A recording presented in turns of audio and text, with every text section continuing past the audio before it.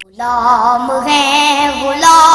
है रसूल के। तमाम मुसलमान भाइरन ऐं भेनरुनि लाइ दावत आम जमायत इस्लामी लाड़काने जे तरफ़ां सीरत नबी सलम खे समझण ऐं उन मां रोशनी हासिल करे ज़िंदगी संवारण लाइ हिकु प्रोग्राम मौत भी कबूल है।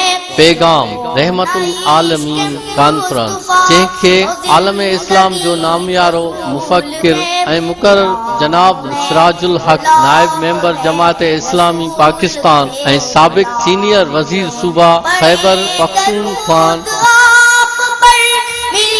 जंहिंमें अवां सभिनी खे शिरकत जी आम दावत ॾिजे थी।